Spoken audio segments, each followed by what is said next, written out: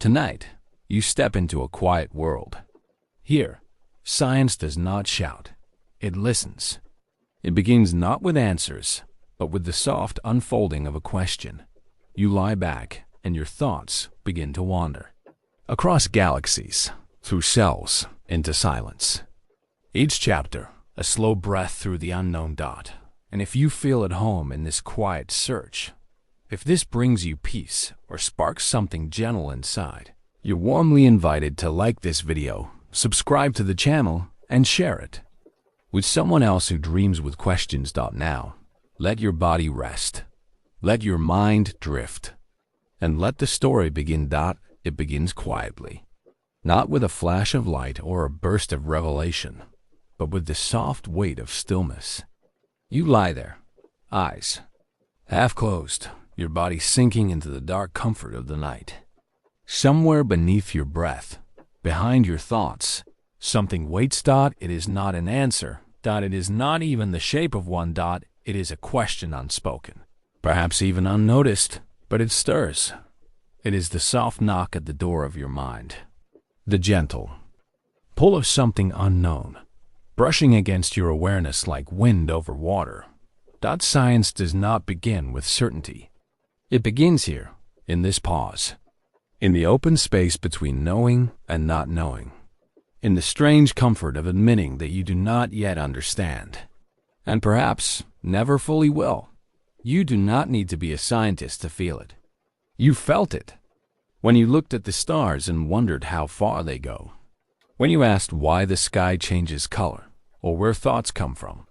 These are not idle curiosities. They are the roots of something ancient and sacred.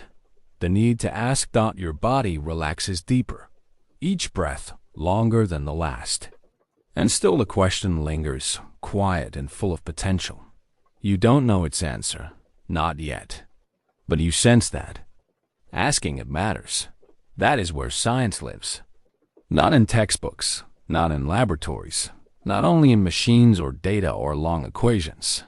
Science lives in the reaching. It lives in the silent moment when something inside you leans toward mystery. Imagine a tree in winter. Its branches bare, reaching into cold sky. No fruit, no leaves, no certainty of spring. But still it reaches.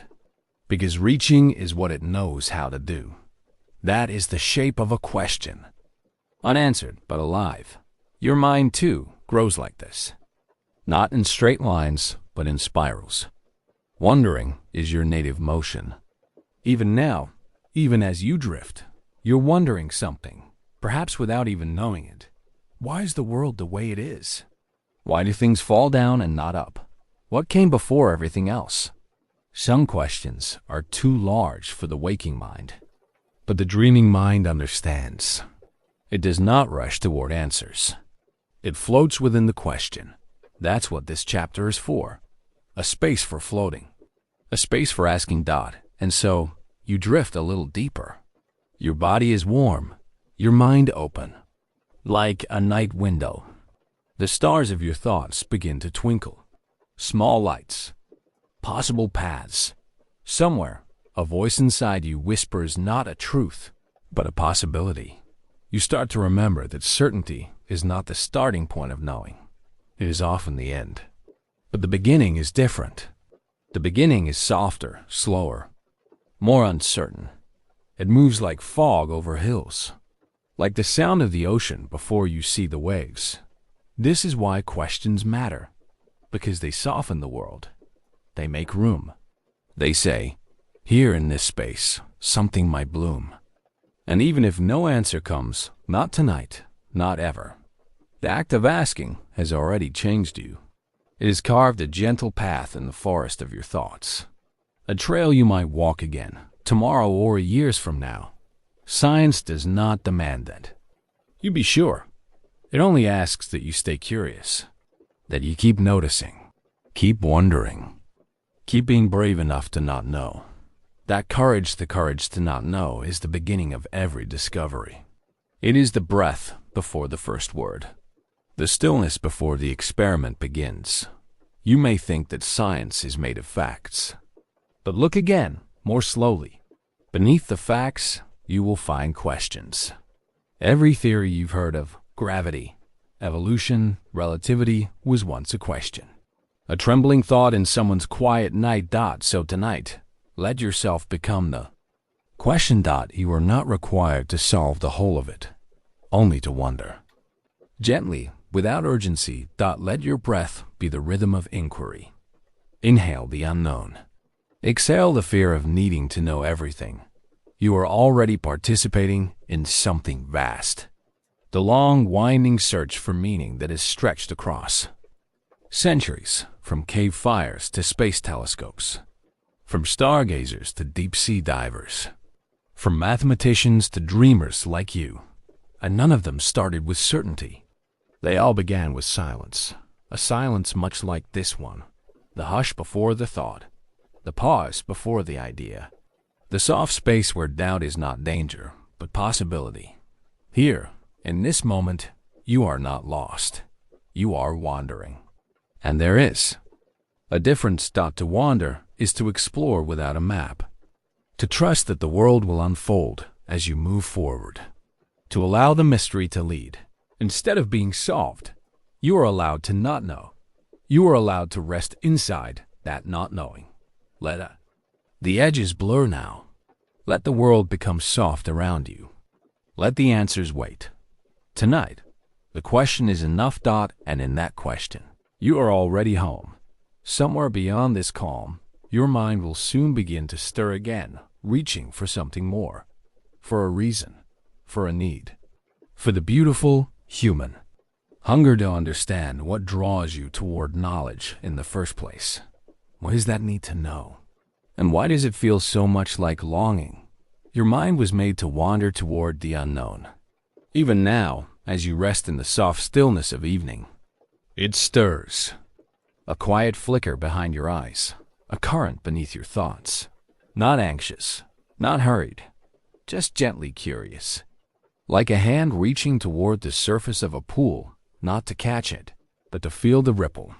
You don't remember the first question you ever asked. Maybe it was a wordless wondering why the light changes when the sun sets, why the sky opens after rain, or how your body knows when to breathe. The questions begin before language, before reason, and they never truly leave. This need to know isn't a weakness or a burden. It is part of your design.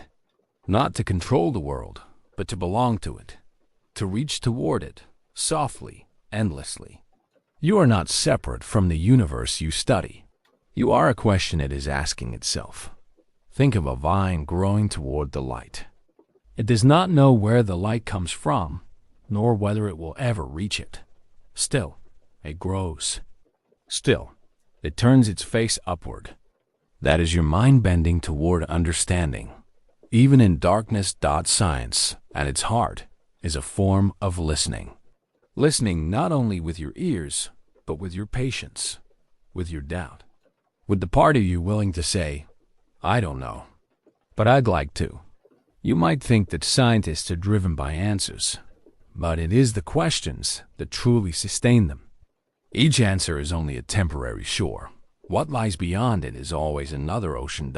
Why does gravity pull? Why do electrons spin? Why does your heart race when you feel awe? Every answer unravels into more. And still your mind follows. Not because it must, but because it wants to. You have likely noticed this, even in small things. The way you trace the flight of a bird, or wonder where a path through the forest leads. You are drawn toward completion, toward the sense that the world fits together, even when the pieces are scattered. And yet, this reaching is not frantic. It is not desperate. It is patient, like waves smoothing stone. You are not here to conquer the unknown. You are here to be changed by it. Inside your brain, billions of neurons speak in electric pulses. They form patterns, fire pathways, hold memories. But they also do something quieter. They pause. They wait. They leave room for imagination, room for the impossible, room for mystery. What draws you to know is not a promise of certainty, but the shimmer of possibility, a hunch, a tilt, a soft gravity. You see it in children. Their questions are pure momentum. Why? How? What if? Their wonder is not shaped by fear of being wrong. They ask simply because they must, and you are not so different.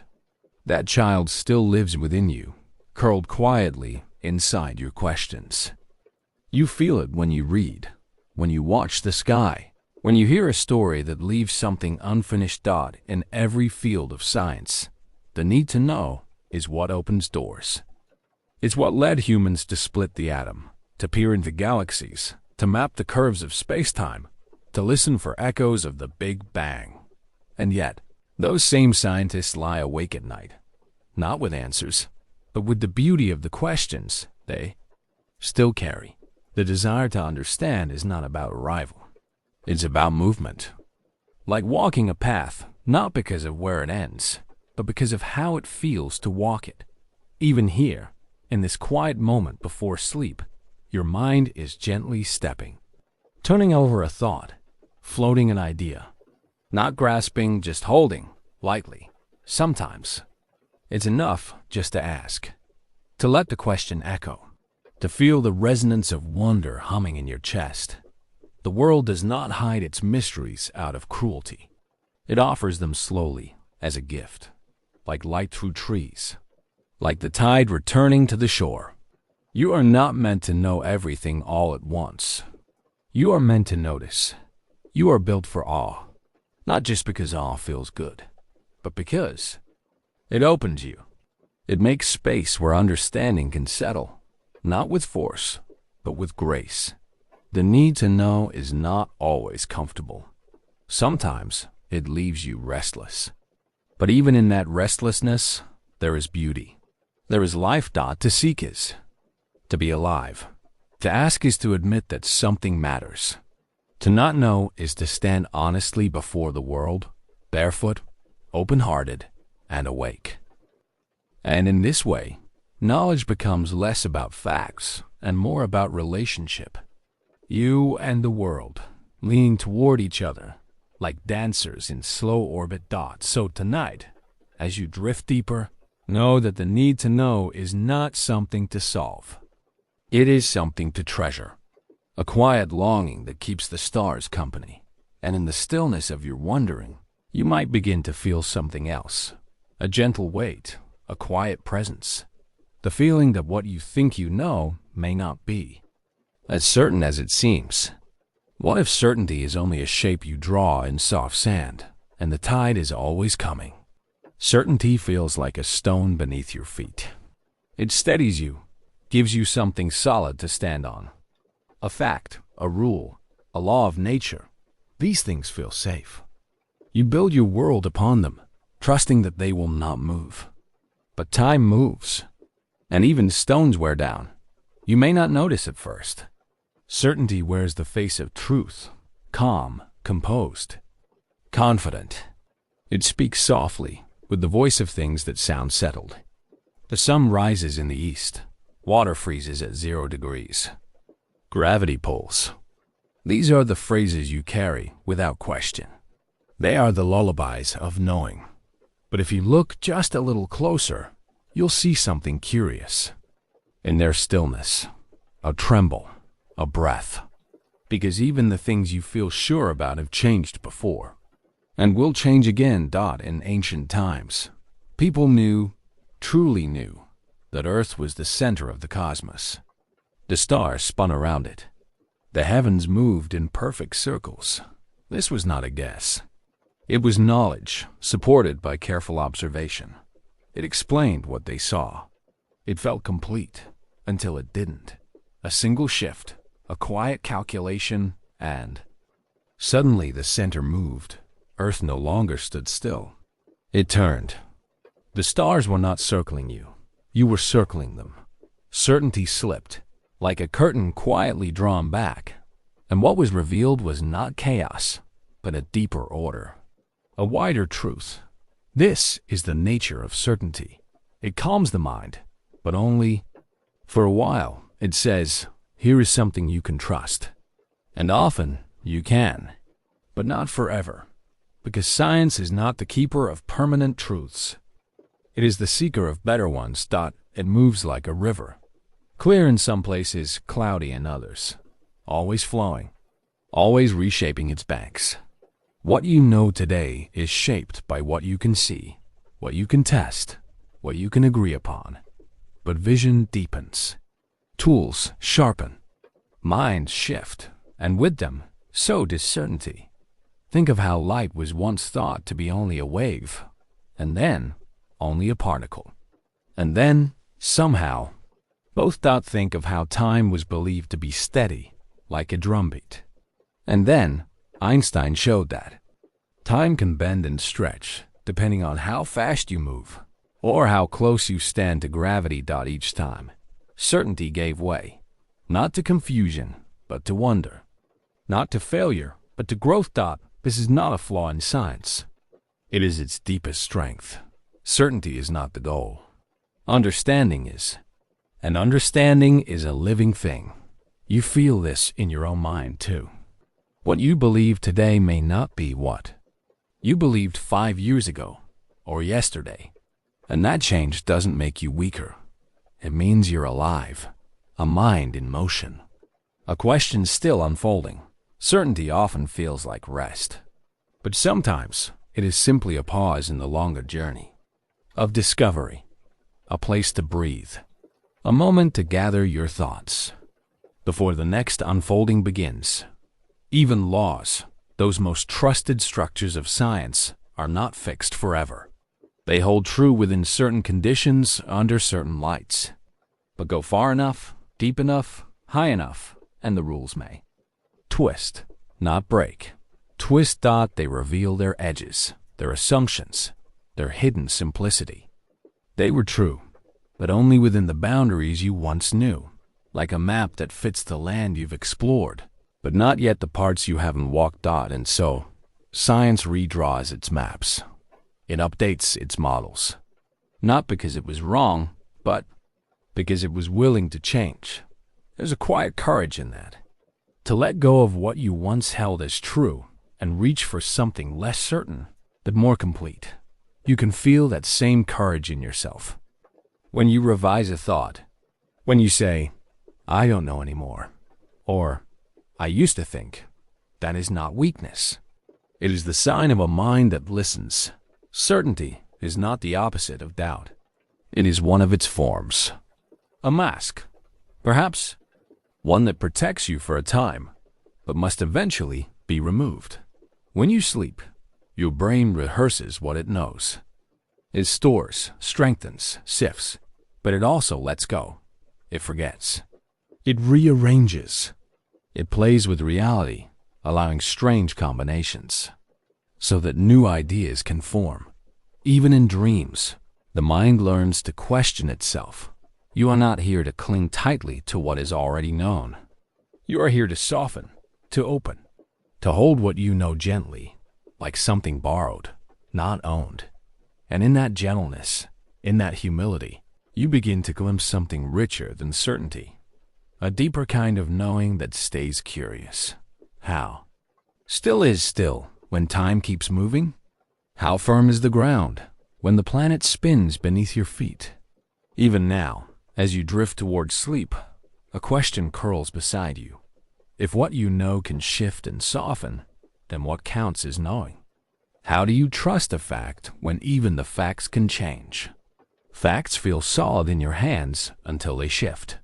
They offer a kind of stillness, like a stone in a stream.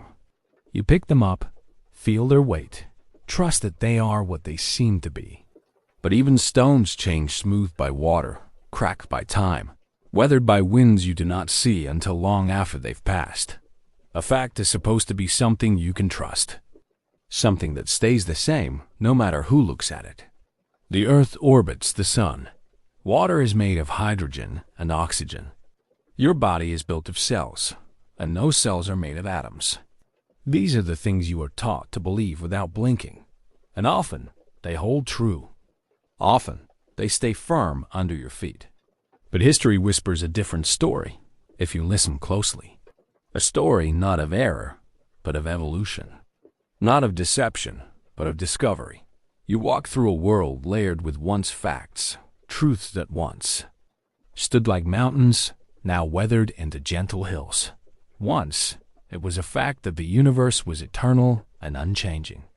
Then came the hum of radio waves from the edge of space, echoes of a beginning too vast to ignore. Once, it was a fact that heavier objects fall faster than lighter ones, until a leaning tower and a bold idea suggested otherwise. Once, it was a fact that sickness came from bad air, until microscopes revealed invisible kingdoms of life and death. And each time, the world did not collapse. It unfolded. Facts, it seems, are not carved into the universe like inscriptions on stone. They are more like footprints in soft sand. They tell us where we've been, but not always where we are going. This does not mean you cannot trust them. It means you must learn how to trust them wisely. A fact is not an end. It is a pause, a resting point along the longer path of knowing, something agreed upon, for now. Stable enough to build with, but light enough to carry. In science, facts arise from evidence, from what can be measured, tested, repeated. They are born in experiments, refined in observation, strengthened in replication. But even here, there is softness beneath the surface. An experiment shows what it shows, but always within a frame, a set of tools, conditions, and assumptions. Change the frame, and what once seemed fixed may shift. This is the quiet tension at the heart of scientific progress. Facts are not fragile because they are weak.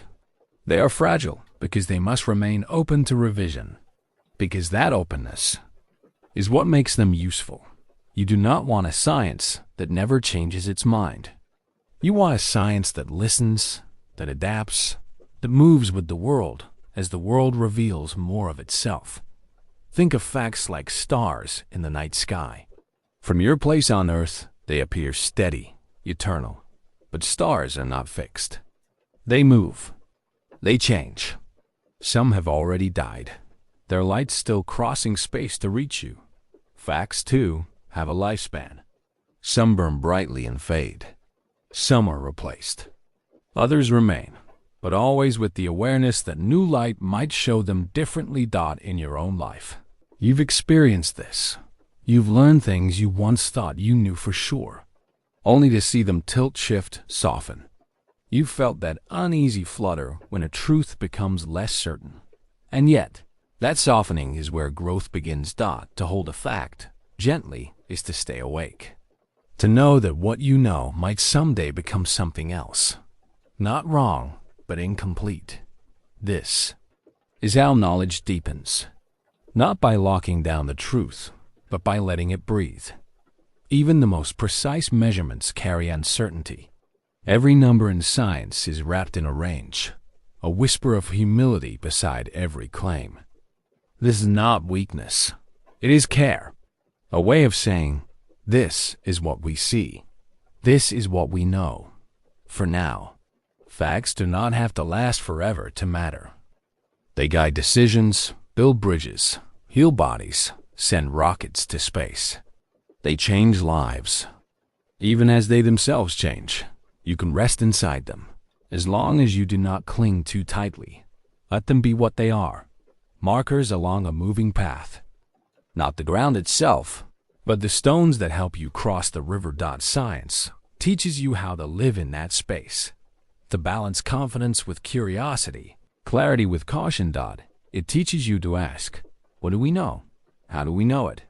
And what else might be true? You may think this makes knowledge weaker, but it doesn't. It makes it more honest, more alive, and it invites you into the process. You are not merely a holder of facts. You are a questioner, a witness, a thinker, a participant in the long, unfolding dance of understanding. Even now, as you lie quietly, your mind holds dozens of facts you believe to be true. Some will stay with you. Others will fade. And some, perhaps, will change in the light of something new. But all of them matter, because they are part of your becoming. The fragile confidence of facts is not a flaw in the structure of knowledge. It is its breathing room, its poetry, its grace.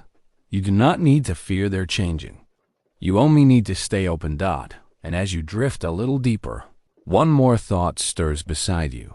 If facts are only as steady as the tools and time that shape them, then what exactly can we measure? To measure is to declare, I've seen enough to speak.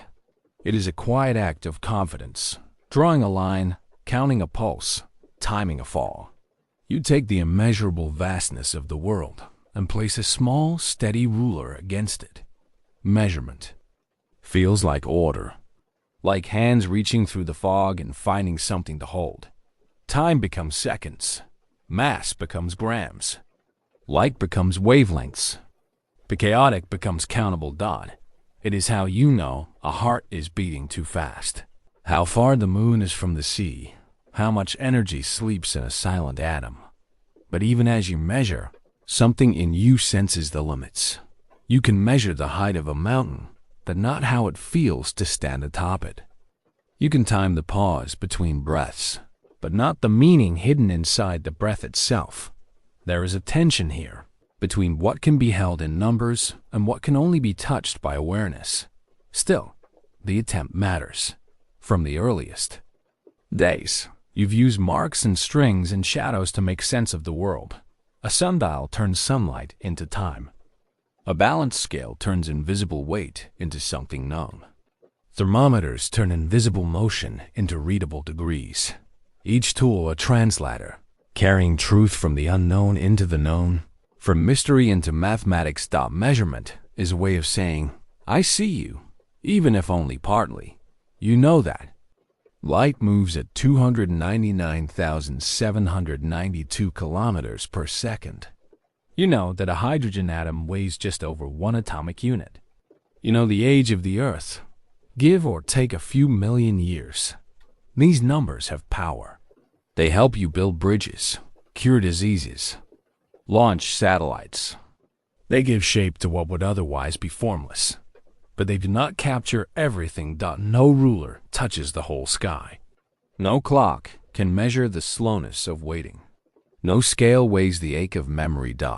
There is beauty in this too. In the knowing that not all knowing must be numbered.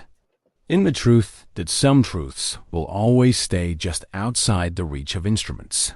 Still, you try. Because in the trying, something opens. A door into wonder. A gentle pull toward understanding. You learn that sound has frequency. That temperature is vibration. That color is wavelength. That gravity bends space. And yet, behind every measurement is a choice. What to measure, how, when, with what precision. Tools are not passive. They frame the question, limit the answer. And behind the tools, always a human hand. A human mind, deciding what matters. So measurement is not cold or distant. It is intimate. A dialogue between the world and your own curiosity. Too. Measure is not to diminish. It is to draw close. To say, I care enough to know more. To listen with numbers. Even the constants you treasure. Planck's constant, the speed of light, the charge of an electron, are only known to a certain number of decimal places. Even the finest measurements carry uncertainty. And that uncertainty is not a flaw. It is an invitation to refine, to return, to remain humble. Science knows this well. It records not only the value, but the margin of error. A quiet acknowledgement that no measurement is ever the whole story. And so, you measure and accept the edge. You know what the ruler shows and what it does and single quotes to. Because sometimes the most important parts of a question are the ones just beyond the numbers. What is the temperature of sorrow? What is the weight of silence? What is the distance between longing and peace? There are no units for these, but they exist. You feel them. Just as surely as you feel the rhythm of your pulse, the turning of the earth beneath you. Measurement is not about capturing everything. It is about marking what can be marked, while holding space for what cannot. And in that balance, between data and wonder, you find something deeply human. You count the stars not to own them, but to know your place among them. You time the orbit of a planet to feel the rhythm of the sky. You measure not to control the world, but to belong to it more completely. Still, you sense that beneath all this effort, beneath every number and every calculation, there's something else at play. A quiet presence that doesn't fit into charts or formulas. Something you've walked beside your whole life. Though you rarely name it. It is the feeling of not knowing. The silent space beneath each answer. The companion of every measurement. Uncertainty. Uncertainty walks with you, though it rarely speaks aloud. It does not shout or demand your attention. Instead, it hums quietly beneath your thoughts, a low and constant presence, like the tide beneath a calm sea. You may not remember when you first noticed it. Perhaps you were a child, staring at the stars, feeling their vastness stretch beyond what you could name. Perhaps it came later, when something you once believed crumbled softly beneath the weight of new truth. But whether you see it or not, uncertainty has always been with you, not as an enemy, not as a flaw, but as a companion, curious, steady, and necessary. In science, uncertainty is not failure. It is foundation. Every measurement you make of time, of light, of distance, is wrapped in a soft halo of doubt. Not because science is unsure of itself, but because the world is full of complexity that can't be pinned perfectly into place. So rather than pretending it's not there, science holds it gently. It writes it into the margins. It marks the limits of what is known. A scientist does not say, "This is the answer." They say, "This is the answer within this range, based on this method, under these conditions." And in that honesty, there is great power. You feel this too, even outside the laboratory. When you make decisions without all the facts. When you speak even though you're not completely sure.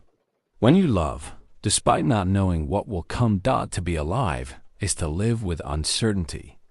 And to grow is to stop fearing it. It is not a hole in your understanding. It is the space where new understanding can grow. Like a garden, waiting for seeds you have yet to plant. Think of the weather. We can predict it, sort of. We can say there's a 60% chance of rain, but the wind may change. The clouds may linger or disappear. And still, you walk out the door. This is the quiet skill you practice every day, moving through what you do not fully know.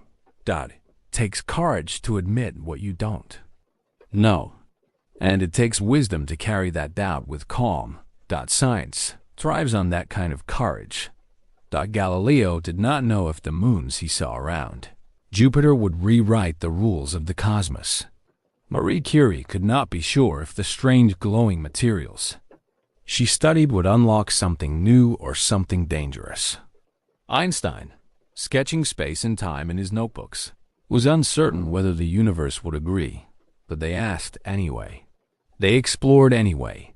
They lived with the unknown and found beauty in the questions themselves. You may not be a scientist in a lab, but you are still part of this same unfolding. Every time you wonder, every time you pause before claiming certainty, you participate in the great patience of discovery.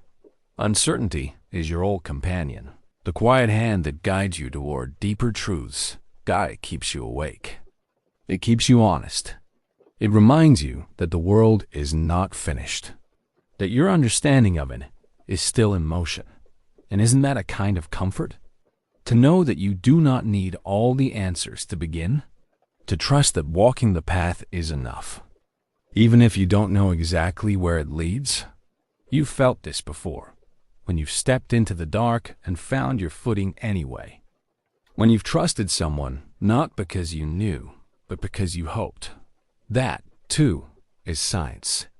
Not just the equations and data, but the steady heart behind it. the willingness to ask without knowing what the answer will be. And sometimes, the questions last for years, centuries even. We still don't know what dark matter is. We don't know how life first emerged from lifelessness. We don't know why consciousness arises from the brain. But we carry these questions not with fear, but with wonder. They are companions, like uncertainty itself. They walk beside us, not demanding closure, but offering direction. It is tempting, sometimes, to pretend you know more than you do, to grasp for certainty like a life raft, to speak with confidence even when you feel unsure. But uncertainty is not the ocean that drowns you. It is the water you learn to swim in, and the longer you stay with it, the more you realize you're not lost, just floating, just moving, just listening. Even in mathematics, the most precise language we have, there are truths we cannot prove. There are numbers we cannot write down completely. There are infinities stacked upon infinities. And still, we go on counting. Still, we draw our curves and sketch our theories, knowing full well they may someday bend. To live with uncertainty is not to live without knowledge. It is to know with humility, to love the light you have, while knowing more may yet come. Even now, as you drift in this slow, quiet rhythm, you feel the presence of the unknown all around you. The future is uncertain. Your thoughts, your memories, your dreams, they shift like mist, never quite the same. And somehow, you are okay. With that, you breathe in, not knowing what the next moment will bring. You exhale, trusting that it will come. That trust is not the absence of uncertainty. It is its companion. And so, you do not need to chase the answer tonight. You do not need to solve or settle or conclude. Just rest here, in the soft space where doubt and wonder meet. Let uncertainty walk beside you, as it always has. And as it walks, you begin to sense something else emerging. Not an answer, but a shape in the fog. If science makes peace with not knowing, then how does it ever move forward? What does it do when faced with the unknown? Before you ask your first question, before you take a single measurement or draw a single line, something has already been chosen. Not loudly, not consciously, but chosen all the same. You assume, not because you're careless, but because you must. The world is too vast, too layered, to begin each thought from nothing. And so, you begin with gravity, not the kind that pulls apples from trees, but the quieter kind, the gravity of assumptions. The invisible weight beneath your thoughts, shaping where they fall and how they rise. Assumptions don't announce themselves. They settle quietly into your thinking, like stones placed under the soil, forgotten, but shaping the way roots grow. You assume the sun will rise tomorrow. You assume that the laws of physics today will be the same as they were yesterday. You assume your senses give you a reasonable picture of the world. You assume that cause leads to effect. These seem obvious. They are the ground beneath your thinking. But every piece of science is built atop such ground. Without these assumptions, no experiment would begin. No question could be asked. No pattern could be trusted. Even the simplest inquiry. How long does it take for a ball to fall? How bright is a distant star? Rests on layers of trust. Trust in the instruments. Trust in time. Trust that the ball won't suddenly drift upward.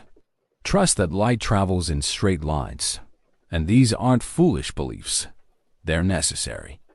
Science works not by removing assumptions, but by choosing them carefully and testing them when it can. Assumptions are the frame, the scaffold, the quiet agreement behind the question. And just like gravity, they can bend what follows. What you assume determines what you notice. It narrows the field of vision, shapes the questions that feel worth asking. If you assume all swans are white, you may never look for a black one. If you assume intelligence must look like your own, You may miss it in the rustle of leaves or the pattern in a coral reef. That is why science must not only measure. It must reflect. To ask, what am I taking for granted? What have I assumed without seeing it? What lies beneath this question? Sometimes, assumptions guide you well. They keep you from reinventing the wheel each morning. They let you walk with confidence over ground that is mostly stable. But sometimes, they must be shaken. Copernicus shook the assumption that Earth was the center. Darwin challenged the belief that species were fixed and perfect. Quantum physics questioned the idea that reality behaves predictably. Each shift was not just a new fact. It was a change in the gravity beneath thought. To think freely, you must be willing to notice what you're standing on. This is not easy. You often don't know you've made an assumption until it's been broken. Like air, it becomes visible only when it moves. But when you do notice, when you pause and ask what you've quietly accepted, the world opens a little wider. Assumptions can be gentle. They help you rest. They let you say, this is probably true enough for now. But they must also remain soft, flexible, ready to be reshaped. Otherwise, they harden into barriers. The history of science is filled with moments when someone dared to ask, what if the opposite is true? And often, that simple reversal led to transformation. You do this in your own life, too. You assume things about people, about time, about yourself. And sometimes, those assumptions need to be unlearned. Science reminds you of this quiet art, the practice of noticing what you never thought. To question. Because even your deepest insights are not free-floating. They are pulled by something unseen. Just like planets orbit stars, your thoughts orbit the center of your beliefs. Shift that center, and the orbit changes. This does not make knowledge unstable. It makes it alive.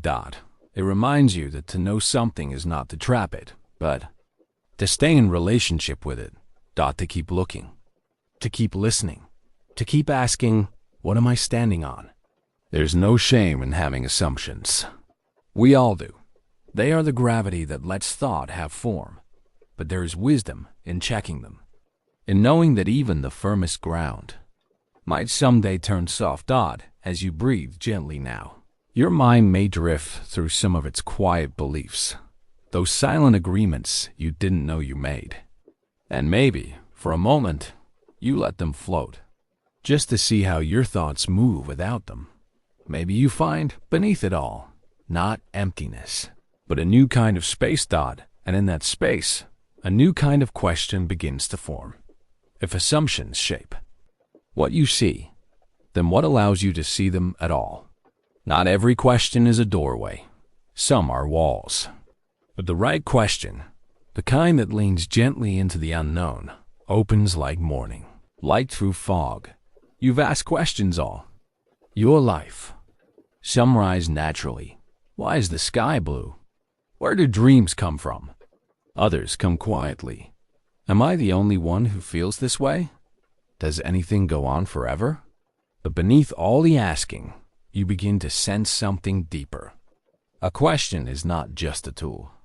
It is a shape your mind takes when it wants to listen. A good question does not demand. It invites. It makes room. It says, I don't know yet. And it carries its unknowing with grace. In science, the most profound discoveries begin not with certainty, but with a question shaped well enough to explore. Not too tight, not too vague. Open, but not endless. Curious, but not chaotic. Think of how Einstein began not with a theory, but with a strange little wondering. What would it be like to ride on a beam of light? A child's question, almost. And yet, from that image, a whole universe bent its rules.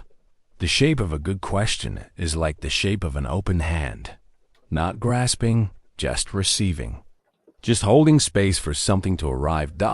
And sometimes, it doesn't come right away. Sometimes the answer takes years or generations. But the question endures, carving its quiet path through time. You can feel when a question is right, It hums softly beneath your thoughts. It doesn't chase the answer, but follows it patiently. You might ask, how did life begin? What is time made of? Is the universe infinite, or does it curve back on itself? You might not find the answer in your lifetime, but the act of asking still shapes the world. It leads minds to build telescopes, to peer into the quantum fog, to dive beneath oceans, to fold strands of DNA like paper cranes. A good question is a kind of gravity. It pulls attention. It pulls imagination. It gathers thinking around it like planets around a star. And not only for scientists. You too, ask questions that shape your life. What kind of person do I want to be? What am I not seeing? What would love do here? These are not measured with instruments, but they still matter. They still move you. A good question lingers. It follows you into dreams. It stirs beneath quiet moments. It doesn't just point outward, it reflects inward. And in asking it, you become someone different. Not because you know more, but because you've chosen to wonder. This too is science. Not just data or charts or formulas, but the bravery to stay curious. To keep opening your mind to what lies beyond the edge. The universe is vast, but your questions give it shape. Like a child drawing stars on the ceiling, you light the sky with wonder. And just as important as the question itself is the space it lives in. Silence is part of it. Rest is part of it. Not every moment must be filled with asking. Sometimes the question simply sits beside you like a sleeping bird in your hand. Soft, still, alive. You don't need to shake it awake. You don't need to force it to sing. You simply hold it. And in that holding, something changes. The shape of a good question is not rigid. It adapts, it listens. It grows as you do. You may begin with, what is everything made of? And end with, what does it mean to be part of everything? You may ask, what causes gravity? And discover that the deeper question is, how? Does space respond to presence? One question leads to another. And sometimes, it is not the answer that matters most, but the path the question opened. In that way, questions are like seeds. You plant one, and it grows into a whole forest of thought. And under that canopy, you discover places in yourself you didn't know were waiting. So tonight, you rest with one. You don't need to solve it. You don't need to finish it. You only need to notice it. What question lives in you right now? Not the loudest one, not the one with urgency, but the one that hums. It might be small. Why do I feel this way today? It might be grand. What happens when everything ends? Whatever it is, let it settle beside you. Let it breathe. You don't need every answer. Just a beautiful question. Just one lighthouse to light your way through the dark. And as the night deepens, you begin to wonder, if asking is this powerful, then what happens to your mind when you stop asking? Logic is a quiet kind of music. Each note follows another, not with force, but with grace. It doesn't rush you. It leads you forward, one careful step at a time. You begin at a place that feels certain, a thought so small, so simple, that it seems beyond doubt. Then you take another step, and another, and slowly the staircase builds beneath your feet. This is how logic works, not by knowing everything, but by trusting the rhythm of if this, then that. It feels like a path, stone by stone, clearing the fog of confusion with the lantern of reason. You've used it all your life, even without knowing its name. When you solve a puzzle, when you follow a recipe, when you plan your day, each part depending on the one before, you lean on logic the way a climber leans on rope. Not to lift yourself all at once, but to feel held as you rise towards something. More. In science, logic is a tool as much as a compass. It takes the raw stuff of curiosity, the questions, the guesses, the patterns you glimpse, and help shape them into something that can be shared, tested, repeated. But logic, like every tool, only works within its frame. A syllogism may be perfect in its form. All swans are white. This is a swan. Therefore, it is white. But what if a black swan appears on the lake? The logic was sound, but the beginning was flawed. Even the clearest reasoning depends on where you start. And so, logic asks for more than precision. It asks for humility. It reminds you that every structure of thought rests on foundations. Some seen, some hidden. Assumptions, definitions, tiny agreements we often forget we made. But still, you trust the staircase. Not because it guarantees truth, but because it gives you something to walk with. Something to guide the flow of thought like a stream guides water. Think of Euclid, who once tried to describe the whole of geometry from just 5 simple postulates, one of which said that parallel lines never meet. It worked for a time, until one day someone wondered, what if parallel lines did meet somewhere far on a curved plane? And then a new geometry bloomed, a new staircase built in a different world. No less logical, just differently shaped. This is the secret you carry now. Logic doesn't create truth. It carries you toward it, as far as your assumptions allow. So you move slowly, not with doubt, but with care. You place your foot on each new thought, feeling its weight, its balance. Sometimes the step is solid. Sometimes it shifts. Sometimes it ends where you expected. And sometimes it opens into more sky. That's the art of it. Not just thinking clearly, but sensing when to pause, when to question, when to start again. In a world full of noise and opinion, logic offers quiet structure. It does not tell you what to believe. It tells you how to hold belief gently, so it doesn't slip from your hands when the wind changes. There is beauty in this kind of thinking. Not coldness, not detachment, but a kind of trust in order. A faith that if you move carefully, something clear will come. You do not have to climb all the way tonight. Even one step is enough. Even one small insight, firm beneath your mind, can carry you forward. And sometimes the steps circle back. Sometimes you loop, repeating the same thought with new eyes. That's not failure. That's reflection. The spiral staircase still climbs. Even as it turns, you begin to notice that logic and wonder are not at odds. They walk hand in hand. Wonder asks the question. Logic helps you follow it. Not in a straight line, but in a graceful, unfolding. And sometimes, when you follow logic all the way through, when you've built the argument, checked the steps, tested the structure, you arrive at something surprising. Not a cold fact, but a quiet awe. Because clarity can be beautiful. It can soothe the mind like a soft rhythm in a lullaby. Still, you remember, every proof, every argument, every step of logic is only as true as where it begins. So logic teaches you to ask, not only, is this valid? But also, do I trust? The first step, and trust is not given lightly. It is earned. Through attention, through honesty, through the gentle discipline of thought. As you rest in this moment, your breath slow, your thoughts soft, you feel the staircase beneath. You are not lost. You are not drifting. You are walking carefully through the dark with a light in your hand. And though the staircase may shift, you trust your steps. Because they are yours. Because you are not rushing. Because you are listening. And still, a quiet thought stirs. If logic can guide your steps so carefully, what guides the step before the first? Certainty feels warmer when you hold it with others.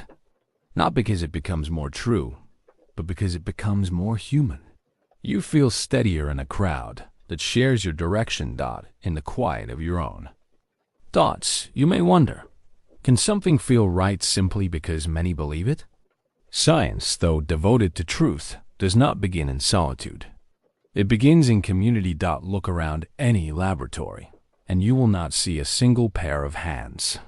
You'll see many building instruments, checking data, asking, confirming, challenging, repeating. Even the most brilliant discovery does not exist until others can see it too. Until the idea leaves one mind and moves through many. This is consensus, not agreement for the sake of agreement, but agreement shaped through friction, through doubt and repetition, through shared questioning. And yet, consensus is delicate. History shows you this. For centuries, it was consensus that Earth stood still, that blood moved by the pulse of invisible spirits. That illness was a matter of imbalance, not infection. The world agreed beautifully and completely, and still, it was wrong. So consensus is not truth. It is only the shadow truth casts when enough minds turn toward it.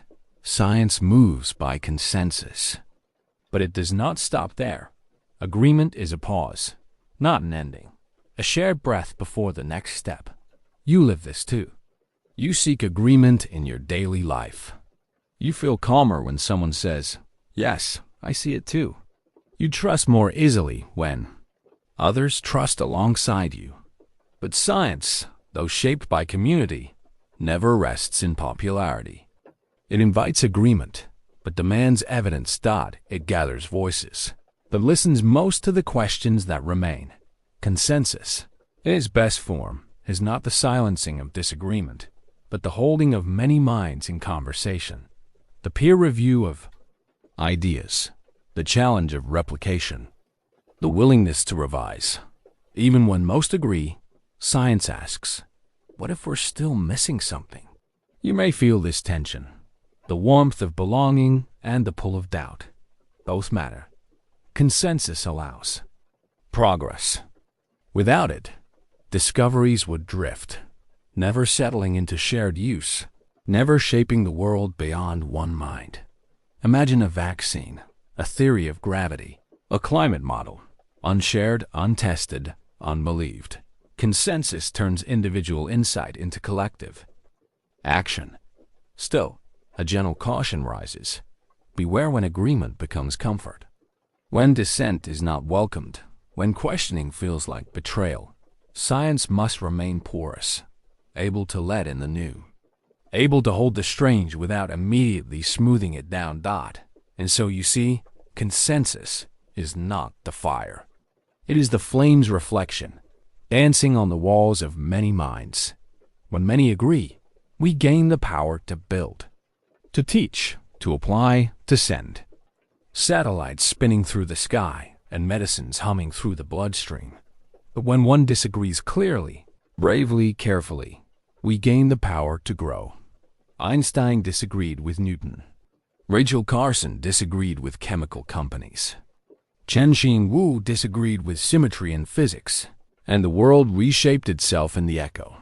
And so science needs both. Consensus, to hold steady. Dissent, to gently disturb. You need both, too. You live among others. You share language, meaning, memory, and sometimes you hold your truth quietly apart. You know what it means to agree outwardly while doubting inside. And you know the relief of hearing your doubt spoken aloud by another. This is the soft boundary between science and belief. The willingness to agree, but never permanently. To hold a shared truth and still make space for it to change.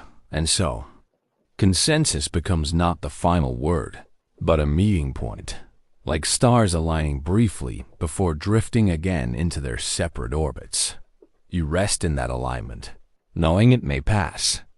But for now, it holds you, not because it is unshakable, but because it lets you walk together in the same direction. For a while, you understand. Now, why science cannot be done alone. Because one mind can dream, but many minds can see. And together, we can notice what one alone might miss. We can test, revise, rebuild. So you trust the crowd, but you listen closely for the one voice that asks, what if we agreed too soon? And as you drift towards sleep, you feel the question begin again. If many minds can come together in shared truth, what happens when each sees something different? A theory is not a fortress. It does not keep the truth trapped inside. It is more like a net open woven, full of space, meant to catch what drifts while letting what doesn't fit slip gently through. You have grown up hearing the word theory used in many ways. In science, it is not a guess, not a hunch, whispered across dinner tables. It is a crafted thing, woven with logic, tied with evidence, and cast again and again into the unknown. But still, a theory is not a final answer. It is a tool and offering for making sense of what you cannot hold directly. It floats on the sea of data like a net rests on water, dipping into deep currents, bringing back shapes, patterns, signs that think of Darwin's theory of evolution, a net cast over centuries of fossils, over finches and turtles, over the branching breath of life. Or think of Einstein's theory of relativity, a wide net woven from thought experiments and precise measurements of clocks and stars. Not built to capture everything, but enough to change how time and space are seen. A theory does not say, "This is all there is." It says, "This is what we've gathered so far." And because of that, it can be remade, retied, stretched. It does not break with new information. It flexes. That is its beauty. That is its honesty. You learn to see a theory as a conversation, with reality, not a command, but a careful listening. It is how you translate the hush of a distant galaxy, the spiral of a shell, the curve of a falling apple. Theories become the language in which the world softly speaks back to you. Sometimes they come first in metaphor. The mind is like a steam engine. The atom is like a solar system. The brain is like a computer. These are not perfect truths. They are bridges, images you can walk across toward understanding. You do this all the time. You say, "I'm carrying too much," and you don't mean objects. You mean emotions. "My thoughts are tangled," and you don't mean thread. You mean confusion. In science, these metaphors turn into models, and models become theories, and theories become maps, not of territory, but of meaning. But no map captures everything, and no theory, no matter how elegant, can catch all the drift. There are always things that fall through, strange results, anomalies, mysteries that tug. At the edge of the net, you don't ignore them. You keep casting. You keep revising the weave, because the goal is not to trap truth, but to get close enough to listen to it breathing. There's comfort in this, knowing that a theory is never a wall. It does not fence you in. It does not say, "Stop here." It says, "Let's try this angle. Let's follow this thread." Even in your own life, you build theories without realizing it. You make sense of people. You explain your habits. You name what hurts and what heals. And over time, those stories become theories too. He always leaves. I work best under pressure. I'm not creative. These are nets as well, sometimes helpful, sometimes too tight. And just like in science, they must be tested, held up to the light, redrawn when they no longer hold. You are allowed to reweave, to take a theory you once needed and let it change. Science shows you how. It models that courage. No theory is sacred, only useful. Until it ends. Single quotes to think of Newton. His laws held the world for centuries. And yet, Einstein arrived, not to destroy Newton's net, but to stretch it. To show that under high speeds, under immense gravity, the weave behaves differently. And yet, Newton still works. It still holds airplanes aloft, lets bridges stand, guides planets in predictable arcs. A good theory does not die. It evolves. This is the rhythm of science. Propose, predict, observe, adjust, and always cast the net again. You feel it now, how gentle this process is. Not rigid but rhythmic. Science is not about knowing once and for all. It is about learning how to keep listening, even when the answers shift, even when the fish swim deeper than you can see. And sometimes the net pulls up something unexpected, a particle that behaves like a wave, a universe that's expanding faster than it should, a bacterium that thrives in boiling acid. Each time, you do not throw away the net. You weave it wider. You let the theory stretch to fit the world, instead of cutting the world down to fit the theory. And slowly, this becomes your practice. To let your thinking stay open. To let your understanding stay soft. Not porous in weakness, but in wisdom. You trust that truth can be approached, but never locked down. That it wants to be held gently, not pinned. So tonight, you let go of the need for final answers. You rest inside the net, this wide, beautiful weave of questions, evidence, and hope. It cradles you, not because it's perfect, but because it's honest. And in the quiet, as your thoughts begin to drift, you wonder softly, if all our nets are woven from what we already know, how do we ever catch something truly new? Some truths lie quiet, not because they're missing, but because they are not yet seen. They sleep, folded in shadows, waiting for your gaze to find them. You may think of science as swift and certain, a race toward answers, a machine of progress. But much of it is waiting. Patient, thoughtful, uncertain waiting. Sometimes the questions come first, like soft knocks on a locked door. But the key, the evidence, does not arrive with the asking. And so, you learn to linger. You ask, what? Is dark matter? And the universe says nothing back. Not yet. Just the hint of missing gravity. Just the silence between stars. You ask, where did life begin?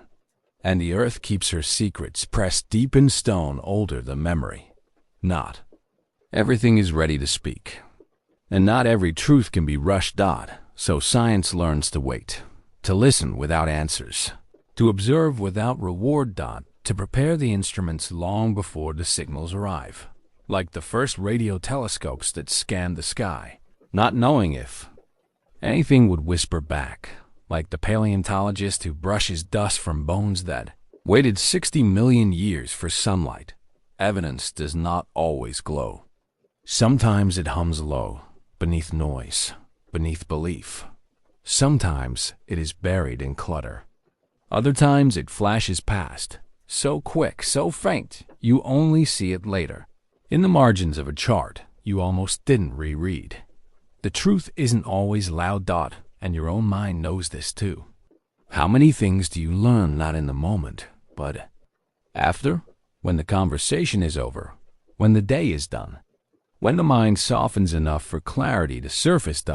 It's the same with evidence. It doesn't always appear when you're most eager. It shows itself when the conditions are ready. Sometimes that means building better tools, sharper lenses, more sensitive detectors. Sometimes it means asking a better question. Sometimes it just means waiting.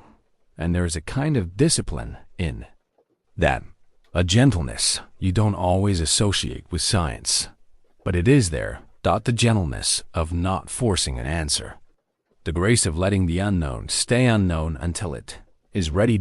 And that readiness isn't always up to you. You can't summon gravitational waves. You can't rush a seed to bloom. You can't make evidence reveal itself before it's time. But you can prepare for it. You can be awake when it arrives. You can be the one who sees the flicker others miss. The one who notices the strange bend in the graph, the shimmer of something just outside the expected. Many discoveries began this way, with someone noticing what didn't fit, what had been sleeping in plain sight, but only because someone was watching. Think of the cosmic microwave background, a whisper from the beginning of the universe, picked up by accident in an antenna meant for something else. The evidence was there, quiet, sleeping, until a curious mind heard it yawn. So you learn to be still, to not let silence fool you, To not confuse delay with absence. The world is full of truths waiting to be seen. Waiting for light, for time, for the right question in the right moment. And sometimes, it's your own understanding that is still asleep. Not because you're unwilling, but because you're not yet ready to receive. You return to the same data a year later, and suddenly it means something new. Not because the evidence changed, but because you did. Science is not just what the world reveals. It's what you are able to perceive. And that takes time, too. So you begin to trust the waiting. You don't see it as emptiness, but as ripening. The pause before dawn. The breath before a first note. You begin to understand that. Sleeping evidence is not lost. It is simply not awake yet, and your job is to stay close. To keep the space ready. To keep asking softly, gently, until the dream turns into data. Until the sleeping fact opens one eye and looks back at you. And even then, you may doubt, because evidence is rarely loud. It rarely says, "I am the truth." It whispers, "I might be. Will you look again?" And so you do. You look again, and again, and again. Because science is not about catching what is obvious. It's about remaining curious long enough for the hidden to stir. And in this way, you become the dreamer. Sitting beside the truth as it sleeps, not waking it too soon. Not giving up too early. Just watching. Just wondering. Just waiting. And when the moment comes, and it always comes, you'll be ready to see what had been there all along. But then, a new question gently stirs. If truth can sleep so quietly for so long, how do you know when you've truly woken? Up, you sit before something vast. Not a blank canvas, but a puzzle scattered, open, with no box to show the finished picture. The sky above you is part of it.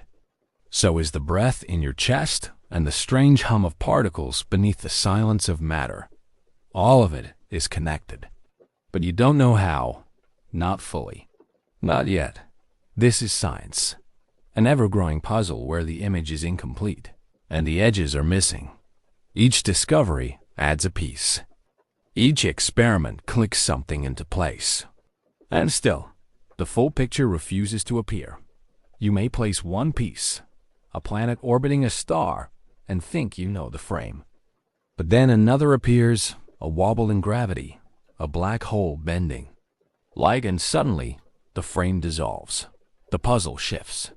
You begin again, not from the start, but from a wider view. Science is not about completing the puzzle. It is about staying with it even when it refuses to be whole. There is no instruction manual, no corner pieces, no promise that you will ever see the full image, and yet you keep assembling. One small truth at a time. The laws of motion. The structure of DNA, the age of the universe. Each one a puzzle piece, a sliver of the great unfolding. And sometimes, the pieces don't seem to fit. One says particles behave like waves. Another says they exist in many states at once. Another says they blink into being only when observed. So you learn to live with contradictions. To let the pieces sit side by side, even if they don't yet lock together. You begin to trust that just because the fit is imperfect doesn't mean the piece is wrong. It may just belong to a part of the puzzle you haven't reached yet. You've done this before, even outside of science. You've made sense of a person by understanding only part of them. You've trusted feelings you didn't yet have words for. You've walked forward without seeing the whole road. Science is like that. Not a monument to certainty, but a practice of assembling without needing to finish. You may wonder, how do I know when a piece is real? Evidence helps. Testing helps. Repetition helps. But even with all of that, some pieces feel tentative, temporary, as if they belong to a different puzzle altogether. That's okay. Science doesn't throw away these pieces. It sets them aside, lets them wait, sometimes for years, sometimes for lifetimes. Then one day they click, effortlessly, beautifully, into a space that wasn't visible before, like Mendel's peas, ignored for decades until genetics was ready to hold them, like gravitational waves, predicted by theory, confirmed a century later. These moments remind you that the puzzle is not only yours, you are not building it alone. Across time and space, thousands of hands add their own pieces. Some confirm what you've placed. Some rearrange everything. And so, you must hold your version loosely, ready to revise, ready to let go of pieces you once believed were central. This is not failure.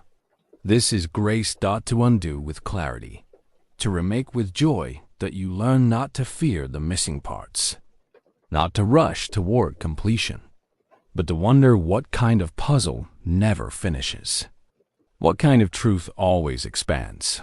Even your language struggles to keep up. You speak of atoms and light, but know that words are only shadows of what is real. And yet, you keep using them. Because science isn't about naming everything.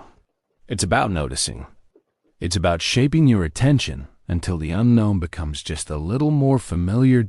Each time you fit two pieces together, you glimpse more of the whole. A pattern, a structure, a mystery that grows clearer, not by solving it, but by staying with it. You begin to feel this in your own life, too, that your thoughts are puzzles, that your memories form shapes only in hindsight, that sometimes you discover meaning only after collecting what once felt like fragments. You are always assembling. And so is science. It grows not by finishing the picture, but by expanding its frame to include what once was invisible. This puzzle will never be done. And that is its beauty. It invites you to imagine what might lie beyond the pieces you hold now, to leave space for wonder, to celebrate partial knowledge without shame. You don't have to see the whole sky to know it is vast. You don't need every answer to love the question. You rest tonight, knowing that there is no final shape, only the ever-gathering, ever-widening pattern of understanding. And somewhere beyond your current pieces, another one is waiting, quiet, essential, still unseen, but you feel the pull of it, soft and certain. And with that, you begin to wonder if the puzzle has no edges. How do you know when what do you count as real? A footprint in soft dust, a ripple on a quiet pond, a number repeated across a dozen trials, a feeling in your chest that something is true. You live in a world filled with signs. Some are clear, some are quiet. Some ask to be believed. Others wait for proof. Science, too, listens for signs. But it must ask, what can be trusted? What counts as evidence? Evidence is the lifeblood of science, the gentle pressure that guides belief.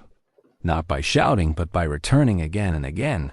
Steady in REPRODUCIBLE. It is the moment the leaf trembles, not once, but each time the wind returns. It is the star that flickers in rhythm, not randomly. But not every pattern convinces. Not every shadow tells the truth. You learn this quickly in science. A result that happens once might be chance, twice, coincidence, 3 times, perhaps a whisper of something real. And so, repetition becomes a kind of reverence, a ritual of certainty. Each repeated observation, a thread in the growing cloth of knowledge. But it is not only about quantity. It's about agreement. Evidence must be shared. It must be visible, measurable, repeatable by others. Your feelings might sense something, an intuition, a knowing, but unless it can be translated, tested, seen by others through shared tools, it stays at the edge. This is not a failure. It is a boundary, a guidepost for when to move forward and when to pause. Scientists use tools to sharpen what they see. Telescopes, microscopes, particle detectors. They use statistics to separate real signals from noise. They use peer review, a conversation with others who might find the flaw you missed. And still, nothing is ever perfect. A result may be statistically significant and yet later overturned. A study may be beautifully designed and still blind to something essential. Evidence is not always obvious. Sometimes it's buried. Sometimes it sleeps, as you learned before. And sometimes it's misread, a flicker mistaken for fact. A pattern seen where none exists. Your mind wants to see order. It finds faces in clouds, shapes in stars, meaning in coincidence. So science builds safeguards, blinding experiments, control groups, double checks. Not because it doubts curiosity, but because it honors it. Because wonder needs discipline to reach the deepest truths. And yet, even with discipline, there are moments of uncertainty. Moments when the evidence is thin, and the decision to believe is quietly, courageously made. Think of early theories: germ theory, plate tectonics, quantum mechanics. Each began as an idea too strange to be embraced. Each lacked evidence until someone looked again. Differently. Evidence is shaped not only by what exists, but by what you're ready to see. If your instruments are too blunt, if your questions are too narrow, you may miss what's already there. That's why science isn't just about tools. It's also about vision. The ability to wonder, to notice, to ask what others have not. But vision alone isn't enough. You must test what you see. You must let others test it too. You must open your findings to scrutiny, to skepticism, to the cool gaze of the collective mind. And still, there's room for all. There's room for the scientist who stands at the edge of the known and feels something shift. There's room for intuition, as long as it doesn't walk alone. In this way, science balances two worlds, the measurable and the meaningful. Not everything that matters can be measured. Not everything that's measured matters. So science asks, both. Can it be seen? And does it belong? Evidence is both lens and language. It brings things into focus and gives you words to share them. But what about the things you can't yet measure? The first moment of consciousness, the feeling of falling in love, the sense of beauty in a mathematical equation. These may not yet count as scientific evidence, but they aren't discarded. They rest at the edges, waiting for better tools, braver questions, new kinds of openness. Some scientists have tried measuring the brain during dreams, tracing the heartbeat during fear, charting the chemical bloom of joy. And while these things don't capture the full feeling, they begin to sketch its shape. Science expands slowly, inviting more and more into its circle. What once seemed unmeasurable sometimes finds a form, and what cannot be measured may still be held with gentle curiosity. You learn not to force everything into evidence, but to let the unknown remain companion to the known. You begin to trust that the absence of proof is not the proof of absence. It is only a pause, a breath, a space into which the future may speak. So tonight, you rest with both hands open, one holding what can be measured, the other cradling what cannot. And somewhere in between, a new kind of question begins to form. If evidence shapes belief, then what shapes how we ask for evidence in the first place? You are taught to be careful with belief, to hold it gently, like a bird that might fly away if you squeeze too tight. In science, belief is not the goal, but it is never entirely gone. It lingers at the edges of every hypothesis. Every question you shape, every pattern your mind begins to trace. You are taught to test, not trust, to wait for evidence, not instinct, to measure before you claim. And yet, the first step is always a kind of hope. You believe that the world has order. You believe that questions can be answered. You believe that truth, even if distant, can be approached. And those are not empty beliefs. They are the soil from which all scientific thought grows. Without them, there would be no reason to try. Belief, then, is not your enemy. It is your starting point. Not the roof, but the foundation. Still, you learn to be cautious. Belief can become dogma, can harden into certainty too soon. You've seen it before, when theories held too tightly become blindfolds instead of lenses. So you learn to doubt your beliefs as soon as you form them, to test them, to welcome disagreement, to let belief and humility walk side by side. This is the discipline of the scientist's mind. It is not cold. It is clear, not dismissive, but deliberate. You keep your beliefs soft, like clay, ready to be reshaped by whatever the world reveals. But belief still has its place.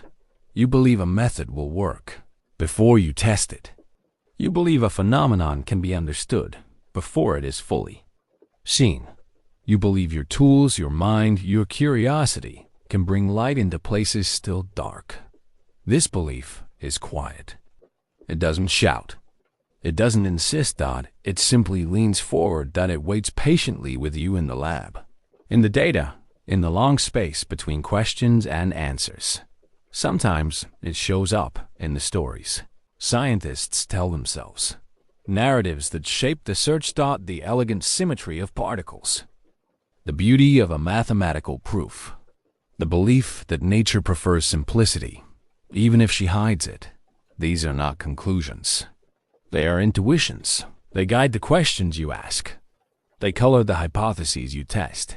Even Einstein began with belief in the harmony of the cosmos, in the completeness of natural law. Even Darwin walked with belief that the slow accumulation of changes could shape life itself. These beliefs were not proofs. They were openings, invitations, the beginning of long, disciplined walks toward truth. And sometimes belief stays even when the data resists.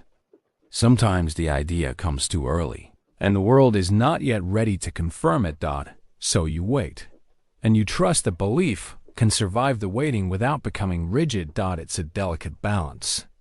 Too much belief, and you no longer see clearly. Too little, and you never begin. So you practice walking between wonder and skepticism, between inspiration and inspection. This is the middle ground where science lives. Not blind faith, not endless doubt, but the slow, steady rhythm of curiosity shaped by care. And sometimes you feel belief rise from the inside, not about facts or theories, but about the journey itself. You believe that asking matters, that even if some truths stay hidden, the act of reaching toward them changes something. In you, in the world. You believe that knowledge can grow, even when it's slow, even when it stumbles. And that is enough. You don't need to be certain to keep moving forward. You only need to remain open to what the world shows and to what you are still learning how to see. And in that openness, belief becomes something more like trust. Not in answers, but in the process, in the unfolding, in the long dance between not knowing and slowly knowing. You trust that even when you're wrong, you can begin again. You trust that belief can evolve, just as everything else does.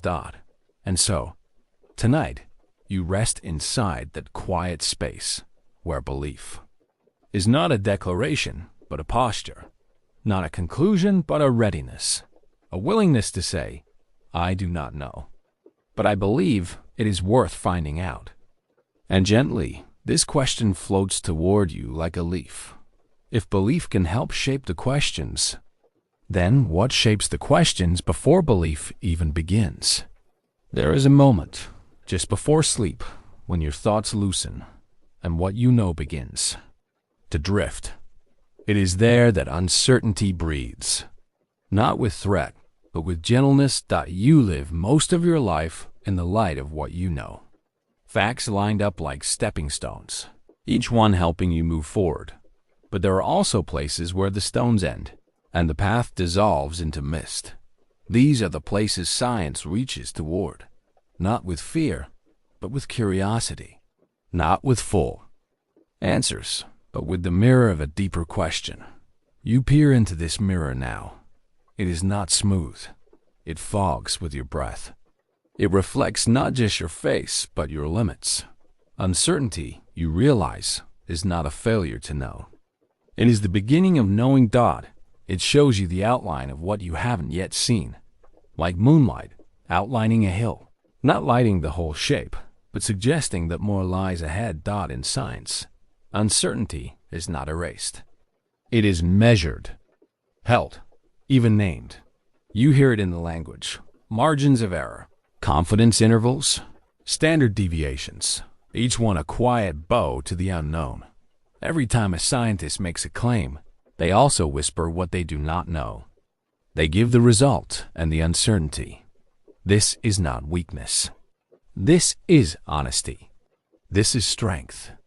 Uncertainty says, we are close, but not complete. It says, this is our best understanding for now. You begin to see that certainty is not the goal, only a temporary resting point. Everything you now accept as solid was once wrapped in mystery. And everything solid today may shift tomorrow. You think of how light once seemed like a wave, and then a particle. Now, somehow, both. You think of how space was once thought still until it rippled. How atoms were once indivisible until they split. Each time, the mirror cracked and showed a new reflection. And even now, there are mirrors science hasn't reached. Dark matter unseen, but felt. Dark energy everywhere, but unexplained. Consciousness intimate, but unmeasurable. Uncertainty hums beneath all of it. It does not close doors. It opens them. You begin to feel this in yourself, too. How much you want to be sure. To know what is true. To name it. To hold it. But you are softer in the not knowing. More awake. More alert. There is something deeply human about uncertainty. It humbles you. It invites you. It says, you are not done growing. So you learn to sit with it. To let questions stay open. To let data speak slowly. You learn to test again. To revise your maps. And in that rhythm of asking, testing, not knowing, learning, you become part of something beautiful. You become part of the patient unfolding. In this way, science becomes not a monument, but a mirror. Not built from perfect stone, but from shimmering uncertainty. And mirrors, after all, do not show you the full truth. They flip you. They distort at the edges. But they give you something real, a place to begin seeing. You remember that even in ancient times, mirrors were sacred. They were tools for self-reflection, but also for magic, for mystery, for the unknown. Now, your mirror is a telescope, a microscope, a blackboard filled with equations. And still, it shows you how far you've come and how far remains. You watch scientists peering into this mirror. Astronomers looking at galaxies that may not exist anymore. Biologists tracing the spiral of life without knowing its first breath. Physicists mapping particles that vanish when watched too closely. Each one looking through uncertainty to see something true. You wonder if this is what makes science beautiful, not its answers, but its comfort with questions, not its certainties, but its devotion to exploring the uncertain with care, with rigor, and with a kind of quiet courage, because it takes courage to look into the fog and still move forward, to build bridges on shifting ground, to say, I don't know, and then begin again. And so, uncertainty becomes not your opponent, but your teacher. It teaches you patience. It teaches you humility. It teaches you to love what is in motion, not just what stands still. And slowly, you begin to see yourself in that mirror. You are also unfinished, also evolving, also full of things you do not yet understand. And that is not a flaw. It is an invitation. To keep learning, to keep looking, to let the unknown remain a companion, not a threat. Science, then, becomes a kind of self-portrait, drawn with questions instead of lines, painted in guesses instead of colors, shaped by uncertainty, the glowing with intention. You fall asleep tonight not holding an answer, but something softer, the feeling of being part of a question still being asked. And as your breath slows, the mirror fades gently into fog. But even in fog, A direction can still be found dot, and somewhere in that direction, a deeper mystery stirs. If uncertainty reveals the shape of your questions, then who or what first shapes the questions you are able to ask? You live in a world made mostly of things you cannot see. Atoms hum beneath your skin. Gravity bends the space under your feet. Time stretches, shrinks, curves around mass. And somewhere far away, a star you'll never touch explodes its light, whispering across galaxies to reach the corner of your night. How do you begin to hold such things in your mind? You reach, as you always do, for something closer, something human-shaped. You build a model. You tell a metaphor dot to understand the cosmos. You begin with a sandbox. You draw lines in the dust. You shape the sky into curves of cloth. You speak of waves of clocks, of apples falling. You compare the cell to a factory, the brain to a circuit, the gene to a sentence dot. They are not the things themselves. They are sketches, approximations, but they carry you forward. A model is not a mirror. It is a map. It shows the terrain, not in detail, but in enough suggestion to let you walk it with wonder. And like any map, its beauty is in what it leaves out. You can't fit the whole landscape on the page, so you simplify. You choose the curves that matter. You ignore the hills too small to see. You preserve what helps you move. This is not deception. It is kindness. It is the art of clarity. Science has always lived this way, not in perfect replicas, but in useful patterns dot. You learn to imagine electrons as tiny planets spinning in orbit, though they do not really spin or orbit. You picture light as a wave until it behaves like a particle. You shift the metaphor again and again, like changing lenses to see what's blurry more clearly. Each model brings you closer. Each metaphor opens another door. You speak of evolution as a tree, though its branches sometimes tangle. You picture the atom as a solar system, the universe as a balloon, inflating gently in the dark. Even your language shapes your seeing. You say, genetic code, as if life were a language, each base pair a letter, each sequence a sentence written in flesh. You say, memory storage, neural network, data stream, borrowing from machines to describe your mind. And while these metaphors are never exact, they help you begin dot. They give you away. In a model at its best is like scaffolding. It lets you build an idea, even when the truth is too large or too strange to hold alone. But scaffolding is meant to be temporary. You let it fall away. When you no longer need it, science is full of fallen metaphors. Old models abandoned. Like bridges that once carried you across the dark. You no longer think of heat as a fluid called caloric. You no longer need the crystal spheres once imagined to carry planets across the sky. But those metaphors mattered. They were stepping stones, beautiful in their own time. And even now, you return to metaphor because the world is too complex to understand without it. Your brain, too, is a kind of model maker. It simplifies the flood of reality into something you can survive. You don't see all the light around you, only what your eyes allow.